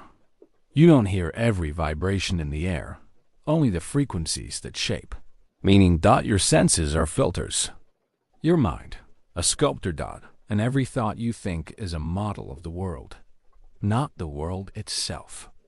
Just close enough to let you act and love and wonder. In science, this is not a problem. It is the method. You test the model against what you can measure. You refine it. You reshape it. You ask, is this enough to understand what I see? If the answer is yes, you walk forward. If the answer is no, you build a better metaphor. Even mathematics so precise. So, abstract is a language made of models. Equations are metaphors written in numbers. They stand in for forces you cannot touch. They let you see patterns hidden in the noise. And sometimes, they reveal truths your imagination could not have reached alone. But the model is never the thing itself. Even the best map is not the mountain. Even the clearest metaphor is still a kind of dream. So you hold your models gently. You believe in them just enough to move forward, and not so much that you cannot let them go. You learn to ask, what does this model leave out? What part of the story is missing? Because all metaphors carry blind spots. All maps have blank spaces.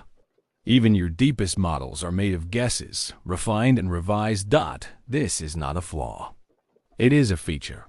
Because science does not pretend to show the whole truth at once. It shows what can be seen from here. And with each new metaphor, each new model, you build a deeper knowing, layered like soft stone, shaped by time and attention. So, tonight, you rest not in certainty, but in the art of almost knowing. You let your thoughts drift like boats across water, guided by metaphors that glow like lanterns in the mist. They may not show you everything, but they show you enough to keep dreaming forward. And as you drift towards sleep, a soft question rises. If your models help you see what's real, then how do you know when it's time to let one go? Certainty is comforting. Like a lighthouse that never flickers, it promises safety from the waves. It says, you are right to believe this. It says, you can rest now. But even lighthouses stand on cliffs, and cliffs can fall. You've been taught to trust what's solid, to hold fast to facts, to cherish the sound of the final word. And yet, in the quiet hours, you feel the tremble beneath even your strongest thoughts. This tremble is not weakness. It is the beginning of change. Certainty has its place. It gives structure. It steadies your footing as you climb through thought. But when held too tightly, it turns brittle. Science knows this. Science lives by testing what it believes. And testing, at its core, means allowing the possibility that belief might break. This is where doubt enters, not as an enemy, but as a subtle friend. Doubt does not scream. It whispers, look again. You feel it in the space between questions. You sense it in the moments when something doesn't quite fit. And though it may sting, though it may unseat what you thought was true, it is doubt that keeps knowledge alive. There was a time when science believed that Earth was still and everything spun around it. The evidence seemed to agree. The stars moved in the night. The sun circled through the sky. But one idea, one fragile, brave doubt, asked, what if it's the Earth that moves? It was not an easy thought to hold. It broke the structure of the known. It shifted everything. And it opened the door to a new understanding. In science, the moment of being wrong is not a failure. It is a seed. Each mistake plants something richer. Each failed experiment tightens the question. It is the refinement of truth, not the loss of it. You picture a sculptor chipping away at stone. Each blow removes what isn't needed. Each strike brings the shape closer to life. That is what science does with certainty. It sculpts it, revises it, sometimes breaks it entirely, to let something more accurate grow. This is not always comfortable. Sometimes the walls you built were also shelter, but science teaches you how to live without those walls, how to stand in the wind of not knowing and still build forward. Even the most brilliant ideas have their edges. Einstein's theory of relativity, so elegant, so deep, still struggles to hold hands with quantum mechanics. Two frameworks, each breathtaking in their power, each describing a world that refuses to fit perfectly with the other. And so, scientists sit in the space between, holding both, trusting neither completely. That is the work. That is the way. You learn to let certainty soften, not vanish, just loosen, like a knot untied so something new can pass through. In this way, the trouble with certainty becomes the opportunity of openness. To think you are right is not the same as being right. And to admit you may be wrong is not the same as being lost. It is a kind of courage. You remember that Galileo, when told to recant his view that the earth moved, whispered, "And yet it moves." Even in silence, doubt persisted. Truth waited patiently. And today, you carry that tradition. Each time you pause before calling something final, you honor that deeper patience. You may ask, but doesn't science want truth? Doesn't it need certainty? It does. But it seeks a living truth. One that breathes, that grows, that can be questioned again and again and still stand or gracefully fall. Even the scientific method itself is not sacred. It evolves. Experiments once thought rigorous are now seen as flawed. New methods rise. Old assumptions fade. And still, the journey continues. You begin to see that knowledge is not a fortress to be defended. It is a river to be followed. Its course changes with the land. Its flow deepens with time. You wade into it, not to stay dry, but to feel its movement. And the moments of being wrong are like stones underfoot. They startle you. They shift your balance. But they are real. And they are part of the way. Tonight, as you lie still, you might remember moments in your own life when certainty let you down. When something you believed turned out to be otherwise. And yet, you grew. You adjusted. You adapted. You became wiser, not because you were right, but because you allowed yourself to be wrong. This is the quiet grace of science. It models a way of thinking where being corrected is not shameful. It is sacred. A theory overturned is not a wound. It is a door. And each door opens to something more beautiful. So you fall asleep tonight not clinging to what you know, but held by what you're still learning. You breathe into the softness of maybe. You trust the wisdom of not knowing for sure. And somewhere in the drifting quiet, a deeper question rustles like wind through tall grass. If certainty crumbles so gently, what then is strong enough to hold the shape of science as it keeps changing? Truth. You say the word softly, as if it might shatter if spoken too loud, as if it might vanish under the weight of your breath. You've been taught to treat it as something fixed, a gem in the center of the maze, the answer at the back of the book, the last step on a staircase that leads to certainty. But truth, in science, doesn't sit still. It shifts, it evolves, it travels. It is not a single shining point. It is a horizon, something you walk toward, but never quite touch. You begin to notice. Every truth you've ever known came with a quiet assumption that what you observe is what is, that your instruments are accurate, that the world will behave tomorrow as it did today. These are not foolish beliefs. They are necessary ones. Science must start somewhere. And so it does, by assuming the ground it stands on is solid enough to take the next step. But assumptions are not truths.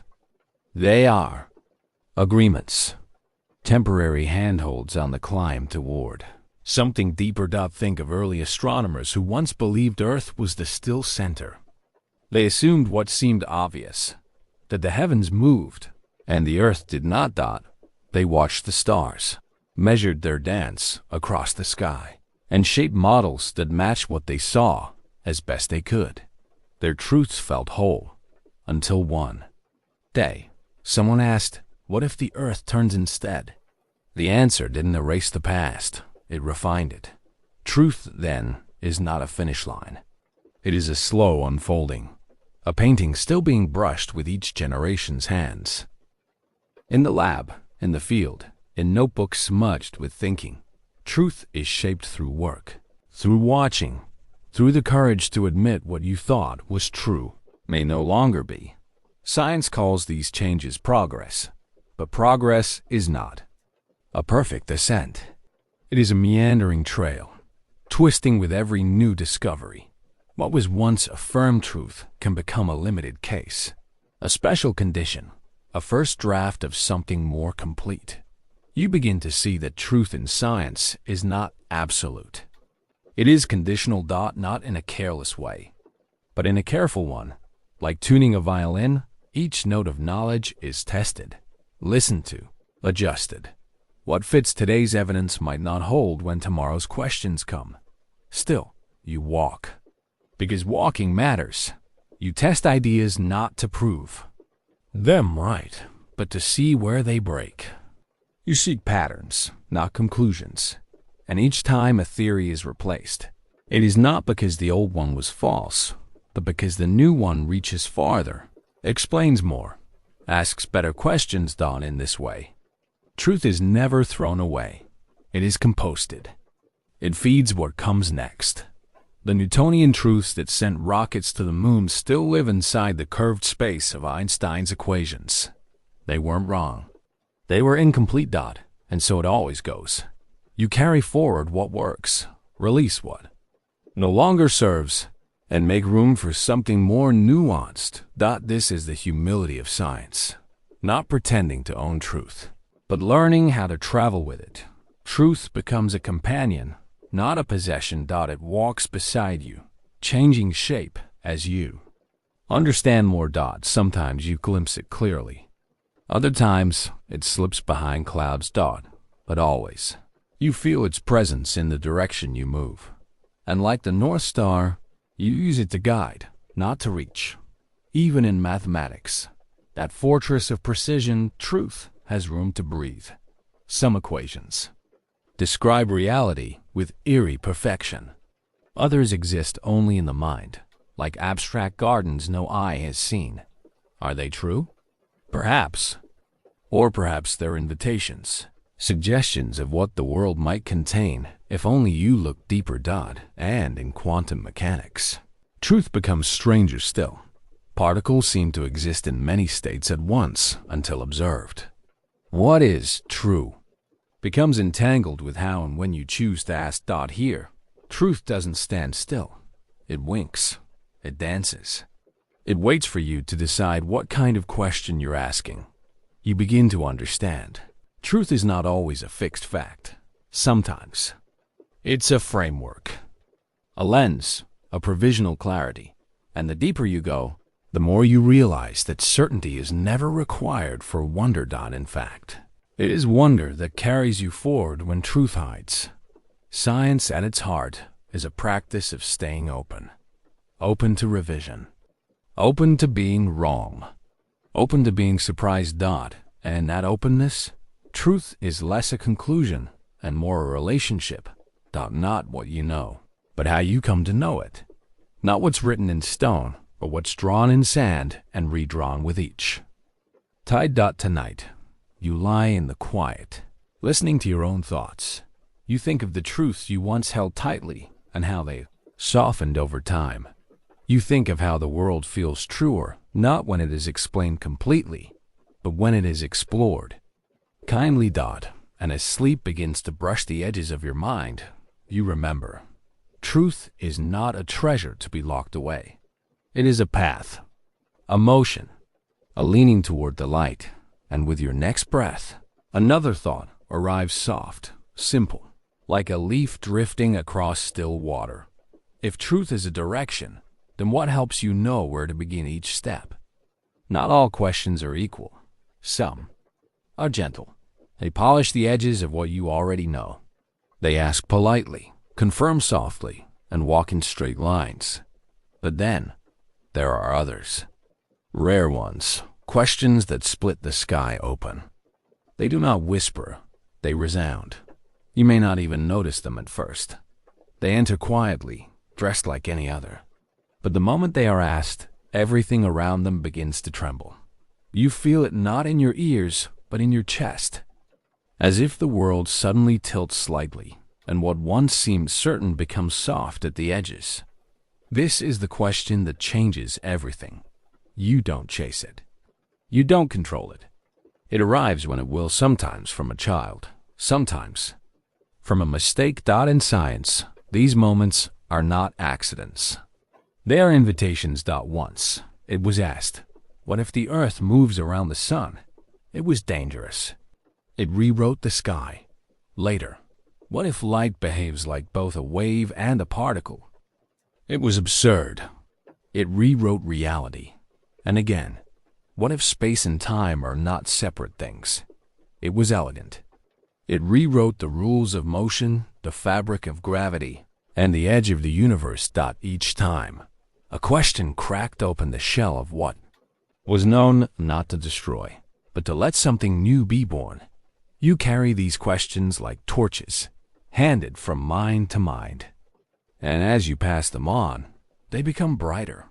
A powerful question does not close a conversation. It opens it. It doesn't demand an answer. It reshapes the kind of answer you thought you could have. It is not a door, but a hinge. And once you walk through, you cannot go back to seeing the same way. Paradigm shift. That's what scientists call it.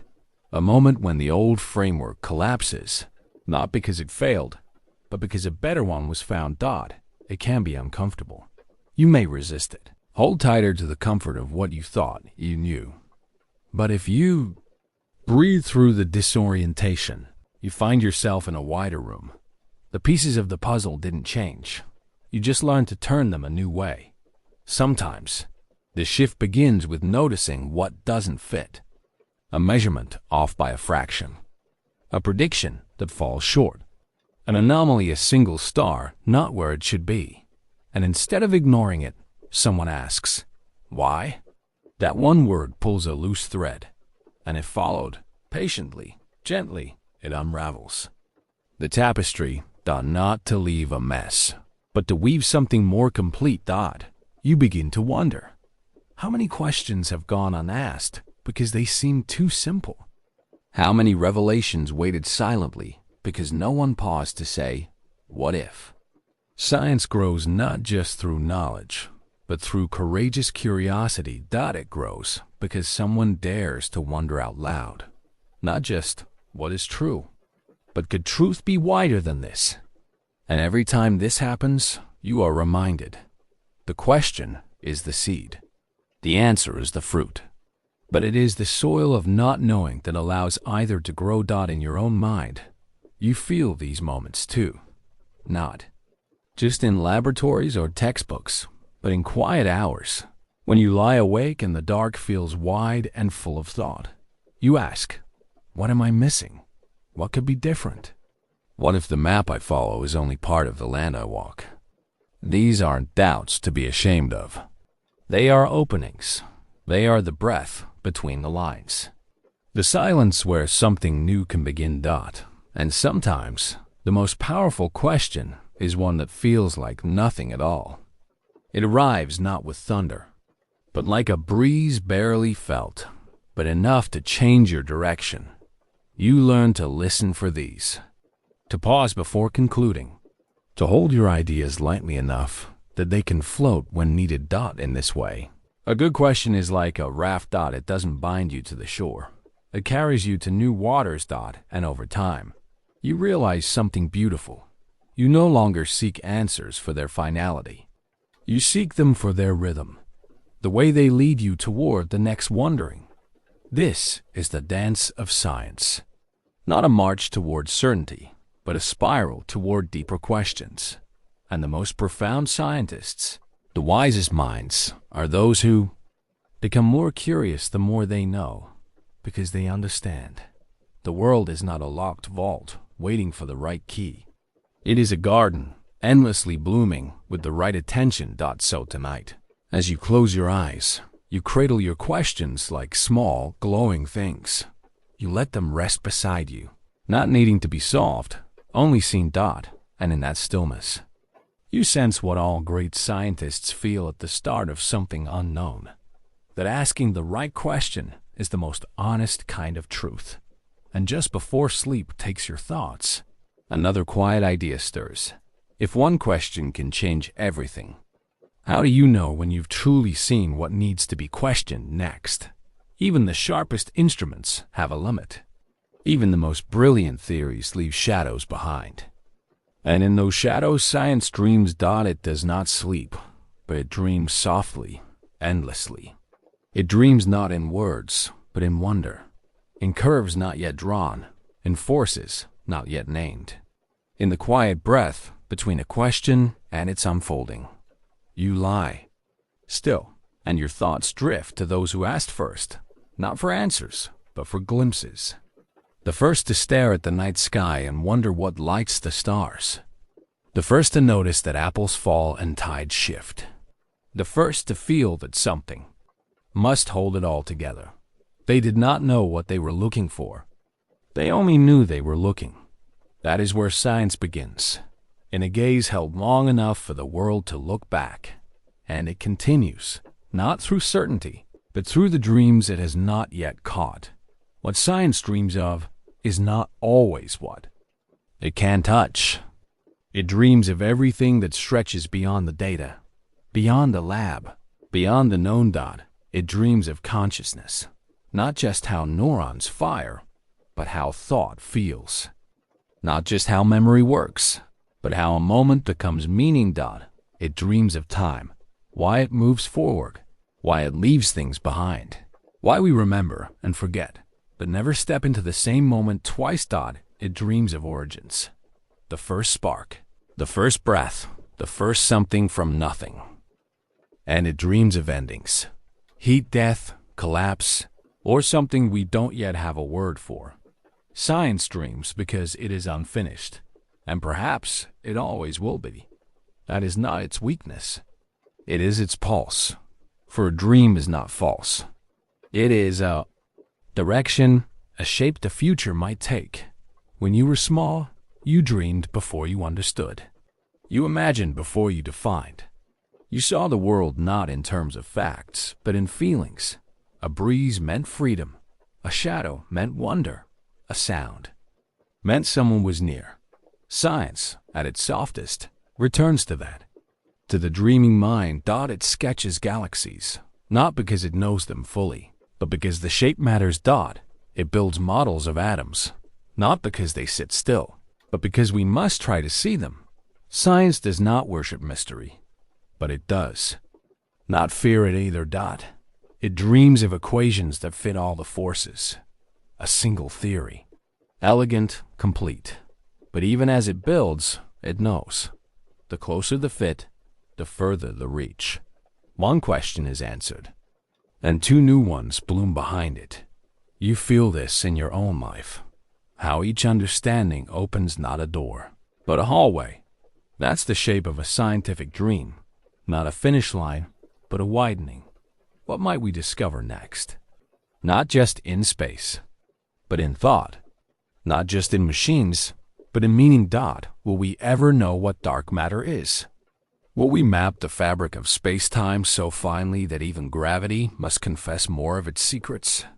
Will we find a mathematics that sings, not just balances, but breathes? These are not questions for textbooks. These are lullabies for the curious. And somewhere deep inside you, science dreams through you. When you notice a pattern, when you wonder why something falls the way it does, when you pause before assuming, that is science. Still dreaming. It does not belong only in universities or journals. It lives in kitchens and forests and the soft silence of your room. It lives in the questions you do not say out loud. The what if and the maybe and the why not yet. And sometimes it dreams of itself, of becoming better, more open, more kind, more able to listen to what it once overlooked. Science dreams of the voices it has not always heard, the quiet, the marginalized, the different. Because knowledge grows stronger not through sameness, but through surprise. You rest here between what is known and what is longed for. And you realize dreaming is a kind of listening, a way of staying close to the unknown without trying to cage it. Science will always reach, but not always hold. It will always measure, but never fully contain. And that is enough. Because the dream is not about owning the truth. It is about loving it from just close enough to keep moving forward. You feel that now, as your thoughts slow like the tide. There's something sacred about the not knowing, about the space between the stars, where questions drift like soft lanterns. And even as your breathing deepens, you carry one thought gently, that science dreams of the future, not to escape the present, but to touch it more fully. And just before sleep folds around you, you wonder softly, if science can dream, can dreaming ever become a kind of science? You've wandered through questions that don't demand answers. You've touched the soft edges of what we know, and what we only dream of. Science may never be certain of everything, but it continues, patiently like you. And if you felt peace in this journey, leave a like, subscribe for more, and share this story with someone who still believes in quiet questions. Now, close your eyes.